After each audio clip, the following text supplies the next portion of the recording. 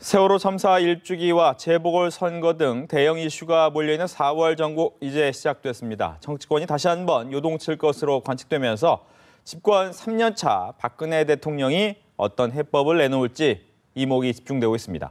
박상병 시사평론가, 이치수 한국국정연구원 원장과 이야기 나눠봅니다. 안녕하십니까? 안녕하세요. 네, 어서 오십시오. 최근에 국민 대타협기구 또 공무원연금 여러 가지 문제 부분에 있어서 좀 진도가 잘 안 나가는 부분이 있습니다. 특히 공무원연금 같은 경우에는 대통령이 좀 빨리 처리했으면 좋겠다 이런 얘기도 하는데 속도가 안 나는 이유가 어디 있겠습니까?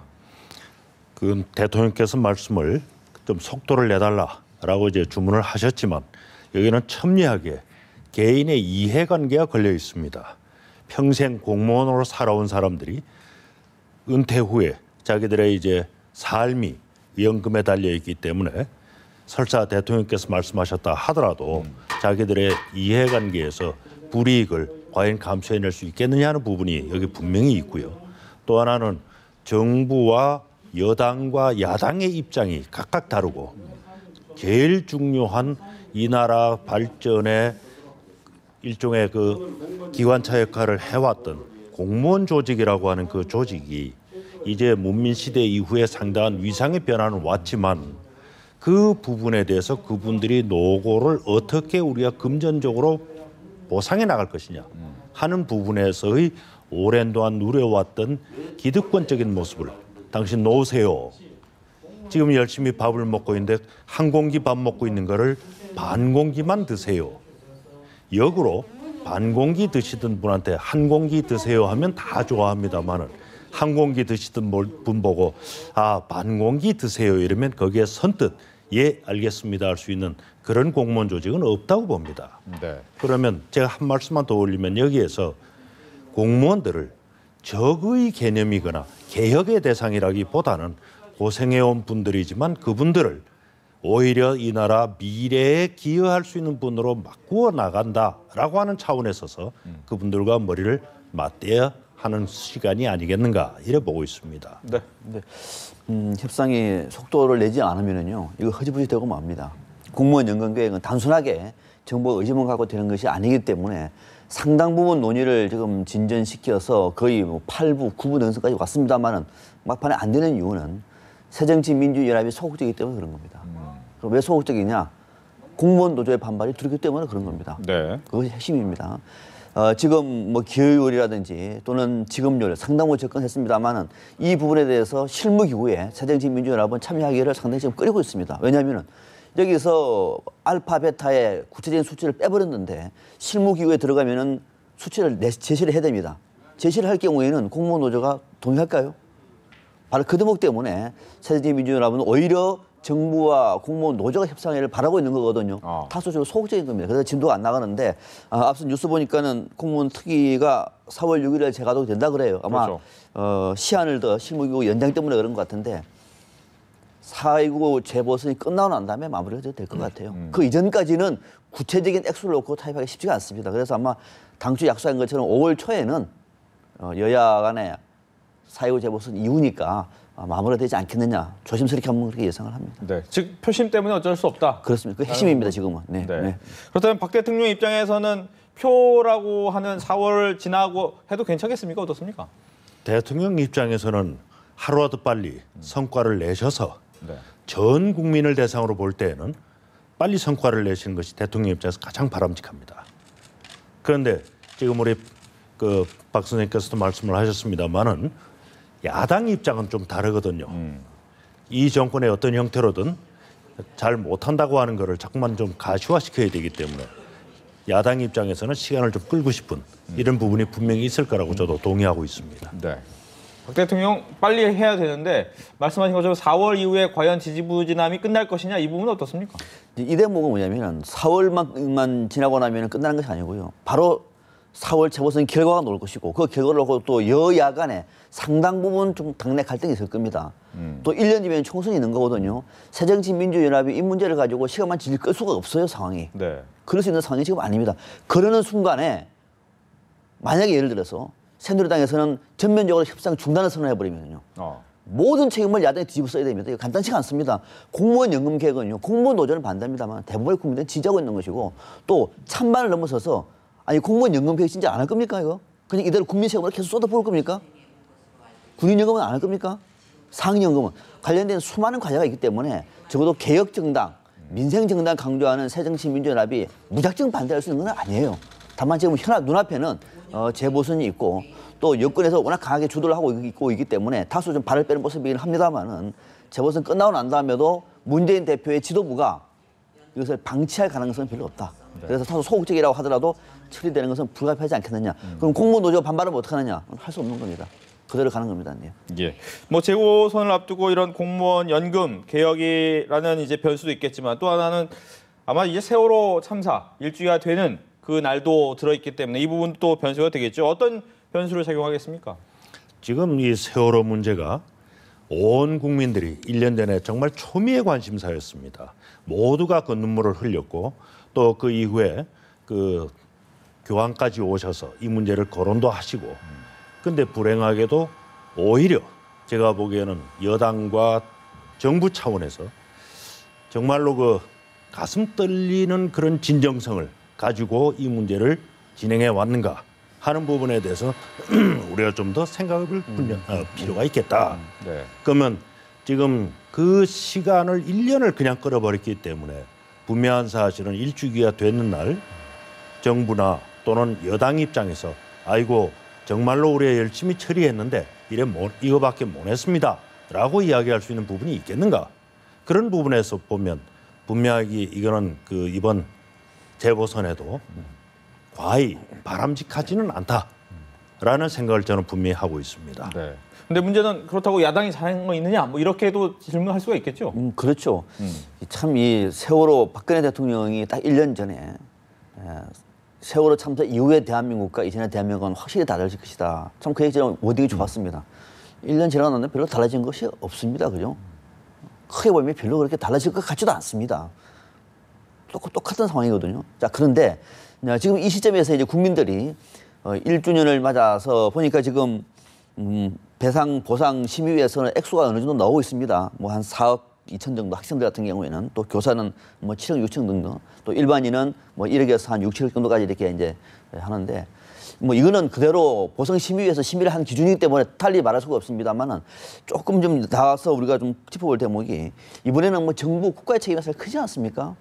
아이들이 살려달라고 하는 걸 뻔히 보면서 침묵시키고 있는 이 국가의 책임을 볼 때 미자료 액수가 좀 적다라고 하는 사실은 좀 공감이 가요. 그래서 이 부분은 국민의 정서를 감안해야 되지 않느냐. 일반 교통사고 수준이라고 얘기하면은 조금 국민들이 볼 때 국가의 책임을 좀 방기한다는 생각이 들 것 같아요. 이런 부분 외에 이것을 가지고 만약에 또 세월호 유가족들이나 또는 야당에서 4월 16일 한 열흘쯤 뒤에는 재보선이 있네.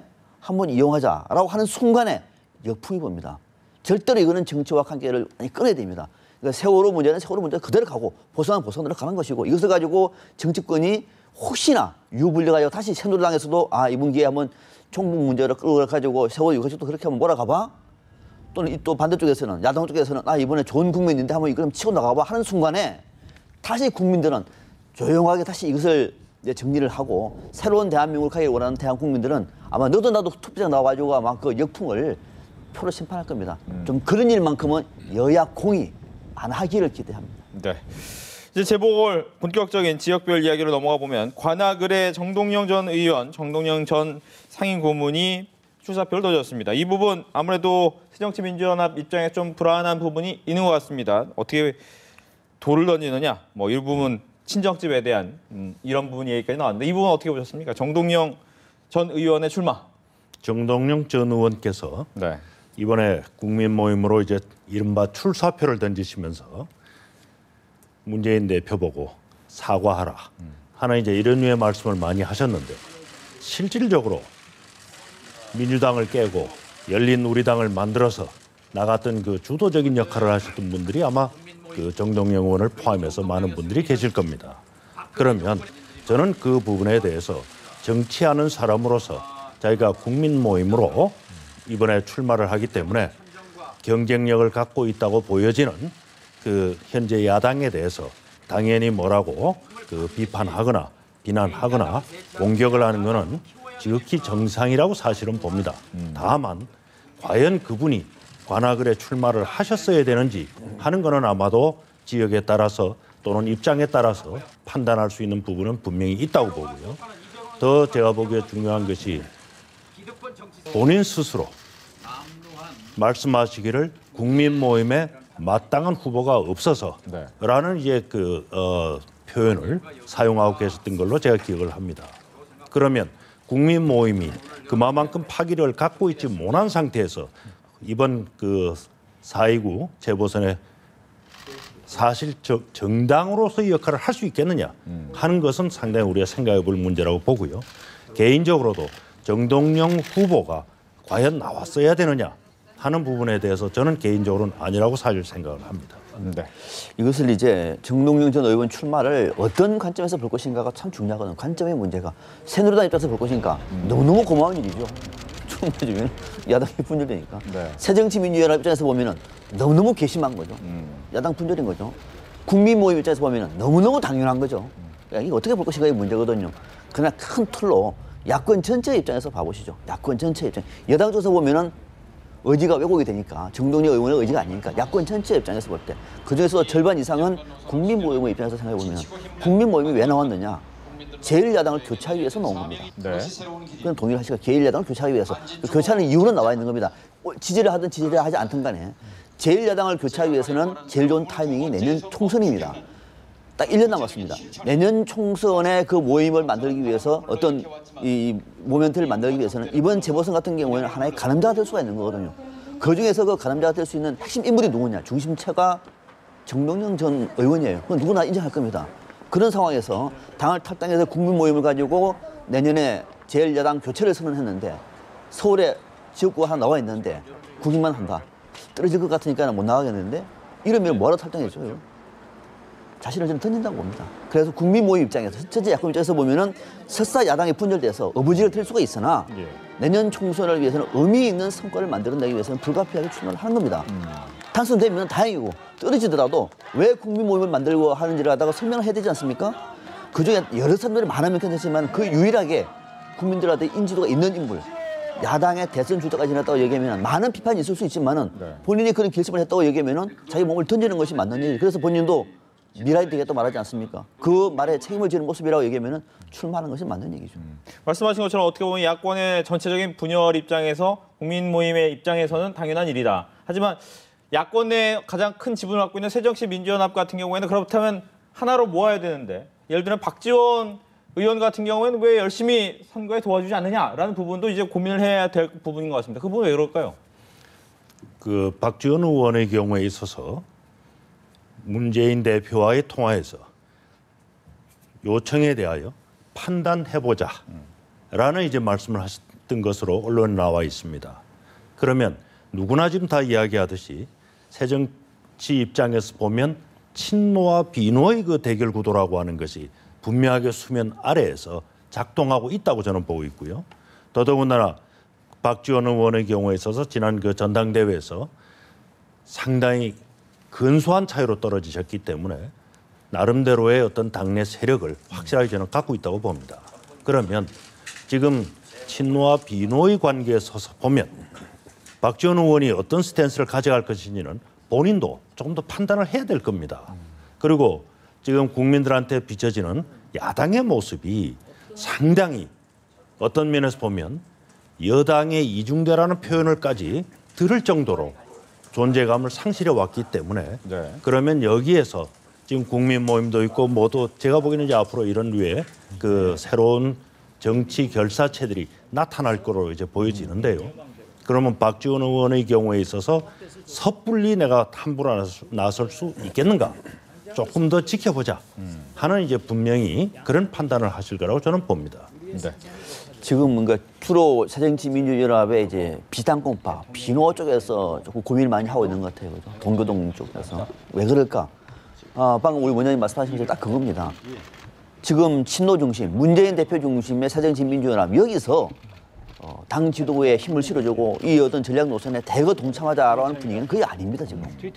그래도 불구하고 선거 때니까 도와달라고 하면 도와주고 말라면 말고 그렇게 지금 대우를 할 때 무작정 따라갈 수는 없는 대목이죠. 충분히 그럴 대목이 인선에 있다고 봅니다. 그런데 그거는 개인적인 사정인 것이고 그건 정파적인 생각이고 당을 위하는 모습은 아니죠. 그런데 제가 볼 때는 새정치민주연합 안에서 비노계 인사들도 문재인 대표가 말 그대로 삼고 초려해서 도와달라고 얘기할 때 그 손을 뿌리치지는 않을 것 같아요. 그거는 당인 또는 당 어떤 그 책임 있는 그 리더 입장에서는 저는 옳지 않다고 봅니다. 그래서 지금은 정중한 어떤 제안도 없었고 또 아직까지 어떻게 세팅도 안 된 상황 속에서 무턱대고 내가 도와줄게 하기에는 아직은 분위기가 성숙이 안 됐다. 그래서 네. 앞으로 좀 더 분위기가 돼서 공식적으로 당 지도부가 요청을 하고 또 뭔가 선거 체제가 형성되면은 제가 볼 때는 뭐 안철수 전 의원도 그렇고 김한길 전 대표도 마찬가지고 또 무슨 뭐 박지원 전 의원도 등등해서 박지원 의원도 상당 부분 당의 지도부에 저는 동참하려고 봐요. 그것이 적극적이 될 것인가는 저는 그건 아니라 봐요. 그러나 당의 지도부 요청에 손을 뿌리치고 나는 못하겠는데 그럴 정도는 저는 아니라고. 예. 이 와중에 새정치민주연합의 서른 의원의 발언이 좀 문제가 되고 있습니다. 이 천안 폭침에 대해서 북한의 소행이 아닐 수도 있다 이런 식의 이제 발언을 했단 말이죠. 이 부분은 어떤 변수로 생각하십니까, 이치수 원장님? 그 서른 의원의 그 표현은 제가 보기엔 좀 어떤 면에서 보면 섣부른 또는 좀 튀어보자라고 하는 이런 입장에 서서 그 나온 얘기가 아닌가 하는 이제 생각도 들고요. 왜냐하면 공교롭게 얼마 전에 문재인 대표조차도 네. 이 부분에 대해서 공식적인 입장을 표명한 적이 있습니다. 그런데 그 국회의원장의 자리를 갖고 계신 서른 의원께서 이런 류의 그 표현을 함부로 그것도 언론을 통해서 이야기했다라고 하는 부분에 대해서는 조금 문제가 있다. 저는 분명히 그렇게 생각을 합니다. 이것은 어찌됐든 간에 대한민국과 관련된 문제이기 때문에 설사 헌법기관인 국회의원이라 하더라도 좀 더 신중하게 생각해보고 좀 더 당 지도부와도 생각을 나름대로 교환을 해서 당 차원에서 얘기를 했다든지 해야지 이 문제를 문제 삼으니까 이것은 당과의 의견을 그 교환해서 한 것이 아니라 내 개인적인 생각이다라고 이야기하는 것은 조금 무책임한 표현이 아니겠는가 이런 생각을 해봅니다. 이거는 저는요, 이 서른 의원 같은 경우에는 사실 굉장히 정치 감각이 좋은 사람입니다. 근데 너무 좋아서 그렇습니까? 최근에 설화가 좀 많아요. 여러 가지로 네. 참 많습니다. 논리적으로, 그러니까 서른 의원이 얘기했던 것처럼 논리적으로 아닐 수도 있다. 북한의 공개가 아닐 수도 있다. 저는 그런 얘기도 충분히 있다고 봅니다. 대한민국 그런 사람들 많습니다. 그럼 정부 발표하면 정부 발표 국민 100% 다 동의됩니까? 그건 아니고 더 지지할 수도 있는 것이고 아닐 수도 있는 것이고 여러 가지 의견이 있을 수 있고 제가 보더라도 국방부 발표에 대해서는 많은 국민들도 신뢰하지 않는 분 많을 겁니다. 그런데 그건 그렇다 치더라도 지금 이 시점에서 서른 의원이 이 얘기를 가지고 뭘 얻죠? 얻을 수 있는 게 뭘까요? 마침 지금 문재인 대표도 천안 문제와 관련해서 기존의 입장을 스탠스를 재정립을 해가지고 네. 안보 정당을 내세우고 있는 이 와중에 또 이 얘기를 해가지고 논리적으로는 자기 서른 의원 얘기가 저는 충분히 있다고 치더라도 정치적으로 논리만 맞다고 무조건 말해도 다 맞는 게 아니에요. 논리적으로 나 이게 맞잖아. 지금 분위기는 이런 말 할 때 아니라고 안 하는 건데 왜 한 거죠? 그래서 제가 볼 때는 서른 의원이 저는 논리적으로는 네. 지난번 그 노인 폐만 문제도 일리가 있다고 봅니다. 그 당시 79세면 집에서 쉴 나이가 맞는 거죠. 79세라고 보면은 79세 한참 일할 나이는 아니잖아요. 공무원의 정년과 비추어 볼 때. 그러나 그 얘기를 그런 식으로 해버리면은 노인들이 서운하죠. 이분 같은 경우에도 이런 말 해버리면은 재보선을 앞둔 당의 후보들은 또는 문재인 대표는 입장이 뭐가 됩니까? 왜 정치적으로 자꾸 이렇게 판단을 이렇게 소모적으로 끌고 나가고 계신가? 좀 이 대목이 저는 좀 안타깝다는 생각이 많이 듭니다. 그렇다면 어떻게 보면 문재인 대표가 했던 얘기랑은 좀 다르기 때문에 문재인 대표나 당 차원에서 이 부분에 대해서 얘기가 있어야 됩니까? 아니면 이렇게 넘어가야 됩니까? 아니 이거 자기가 본인 스스로 네. 개인적인 의견을 얘기했어요. 그렇습니다. 했습니까? 본인이 이건 근데 개인적인 문제는 의견이다. 어떻게 보면 이제 문재인 대표 같은 경우에는 어떻게 보면 당 대표로서 얘기를 했는데 말이죠. 대표니까 그렇죠. 밑에서 이런 다른 목소리가 나왔을 때 여기에 대한 한마디 정도는 해줘야 아유, 물론 그렇죠. 밖에서는 그렇게 보지는 않을 수도 아니요. 있겠지만 그러면은요. 네. 당내에서는 국회의원들은요. 하나의 군대 조직이 아닙니다. 다양한 생각이 있을 수 있는 거예요. 네. 책임 있는 당사자, 이를테면 뭐 대변인 얘기라든지 원내 대표 정도 되고 나면 그건 큰일 나는 거잖아요. 다수의 의원들은 개인적으로 얘기할 수 있는 거죠. 그러니까 당 지도부 입장과 다른 얘기 했다고 해서 일일이 다 대표가 나서가지고 다 얘기할 경우에는 그 하나로 시간 다 보냅니다. 그래서 이거는 본인도 당의 의견을 원해서 개인의 의견이다 얘기를 했기 때문에 네. 그 정도로 끝내는 것이 옳습니다. 뭐 동의하십니까? 그렇습니다. 예, 네, 동의합니다. 알겠습니다. 뭐 이 부분까지 얘기를 듣도록 하겠습니다. 두 분과 함께 정치권 이슈 나눠봤습니다. 오늘 얘기 잘 들었습니다. 네.